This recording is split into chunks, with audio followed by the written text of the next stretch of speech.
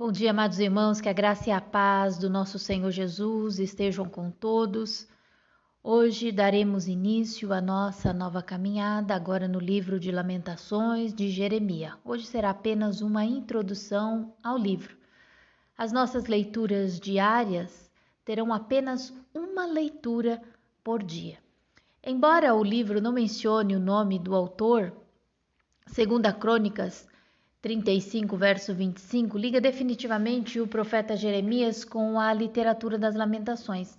Segunda Crônicas 35, 25. Jeremias compôs um cântico de lamento em homenagem a Josias e até hoje todos os cantores e cantoras homenageiam Josias com cânticos de lamento. Estes se tornaram uma tradição em Israel e estão escritos na coletânea das Lamentações.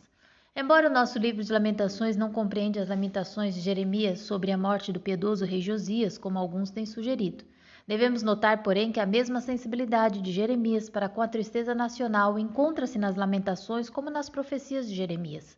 Ambas as obras atribuem às calamidades nacionais as mesmas causas, o pecado nacional e a falsa confiança do povo em aliados fracos e traiçoeiros, além da culpa de seus falsos profetas e sacerdotes relaxados.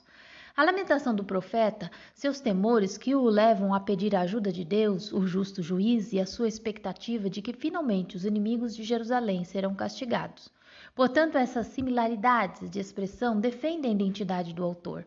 A vivacidade da descrição argumenta a favor de uma autoria muito perto da queda de Jerusalém, por alguém que viveu a terrível catástrofe e que escreveu enquanto o seu coração ainda estava dolorido e em cuja mente cada detalhe terrível ainda se encontrava fresco. Este fato também aponta a Jeremias como provável autor. A data do livro é provavelmente a data da destruição de Jerusalém em 586 a.C., por isso a data não poderia ter sido muitos meses depois.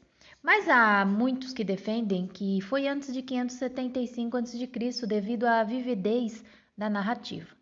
O livro de Lamentações é formado por 5 capítulos. Esses são 5 lindas e solenes lamentações, expressando a angústia do povo judeu à vista de toda a ruína da sua cidade, seu templo e sua população quando da conquista da Babilônia.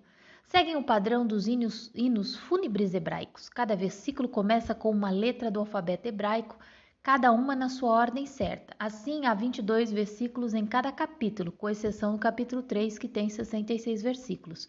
O 5º capítulo preserva os 22 versículos, porém não em ordem alfabética. Portanto, o livro consiste em 5 lindos poemas, um em cada capítulo. Os 4 primeiros são lamentações e o 5º é mais uma oração. Este livro era lido cada ano pelos judeus para lembrar a ocasião em que o templo foi queimado. E além disso, lia-se toda semana no lugar da lamentação dos judeus em Jerusalém, que fica perto da área do templo. Desde o ano de 1948, os árabes vedaram este lugar aos judeus. Em 1967, na Guerra dos 6 Dias, Israel conquistou a velha cidade de Jerusalém. É interessante notarmos que, se o livro de Jó descreve a calamidade e seus efeitos na vida pessoal, podemos dizer que Lamentações trata da questão do sofrimento a nível nacional, abordando a crise suprema que foi o fim da vida comunitária em Judá.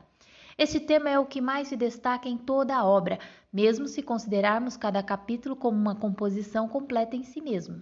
Parece haver momentos em que o autor acha quase impossível acreditar que a catástrofe aconteceu mesmo. Porém, a cidade destruída não deixa dúvidas quanto a isso, e por isso o autor tem de determinar o mais satisfatoriamente possível o significado que está por trás dessa inversão dramática da sorte de épocas passadas. À luz dos ensinos de Jeremias, não é difícil descobrir as razões do colapso de Judá. O autor sabe muito bem que o povo de Judá tinha sido apóstata há muito tempo e que, o que é muito pior, tinha ignorado com persistência as duras lições ensinadas pelo cativeiro do Reino do Norte, que tinha repudiado a aliança de maneira semelhante. Agora que o mesmo destino tinha atingido Judá, todos de repente reconheciam claramente o castigo severo que um Deus justo e santo impunha ao pecador. Na verdade, os poemas apresentam a justiça de Deus à luz das disposições da aliança e mostram, como o livro de Jó, que Deus é a figura central do drama da história e não o homem. À medida que os poemas de Lamentações se desenvolvem, fica claro que a verdadeira tragédia da destruição de Judá está no fato de que ela poderia ter sido evitada, quase com certeza. No fundo, quem causou a calamidade foi o próprio povo, numa determinação inabalável de persistir nos enganos de um paganismo falso e corrompido, em vez de preferir os elevados ideais morais e éticos da aliança feita com Deus no Sinai. A ironia de tudo isso é que durante gerações os israelitas tinham sido avisados ininterruptamente por muitos servos de Deus que este modo de vida imoral resultaria em punição drástica, ao qual eles não deram atenção até o fim. Enquanto o livro de Jó é uma teodiceia tentando explicar e justificar a maneira com que Deus trata o homem, Lamentações é um comentário triste sobre a convicção profética de quem semeia vento colherá tempestade. O reconhecimento do pecado da nação, verdadeira causa da destruição, trouxe um forte sentimento de culpa, o que leva o autor a confessar todo o pecado em lugar do povo apóstata e dos seus líderes, como o primeiro passo para pedir o perdão divino e a restauração. Mesmo tendo sido profetizado há muito, o rigor do golpe que atingiu Judá parece ter pego o autor com um pouco de surpresa, e no segundo poema ele discute com Deus e o reprova por ter agido tão drasticamente. Ao mesmo tempo, todavia, ele reconhece que a justiça divina se manifestou e chora sobre a grande estupidez do povo da aliança vivendo tão indiferente. Todavia, Jeremias vê um clarão de esperança permeando mesmo a nuvem mais escura. Judá foi destruída, mas ainda pode ser restaurada e renovada. Diante disso, podemos dizer que o apogeu, o ápice do livro de Lamentações se encontra no capítulo 3, dos versos 21 a 26. Todavia, lembro-me também do que pode dar-me esperança. Graças ao grande amor do Senhor é que não somos consumidos, pois as suas misericórdias são inesgotáveis.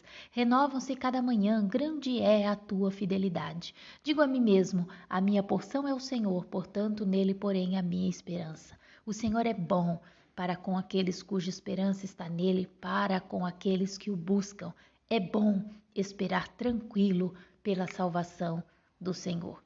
Que palavras abençoadas que nos fortalecem e alegram o nosso coração em nos lembrarmos que temos um Deus de amor, fiel, misericordioso, que se compadece de nós. Que o Senhor vos abençoe e até amanhã, se Deus quiser, com o primeiro capítulo do livro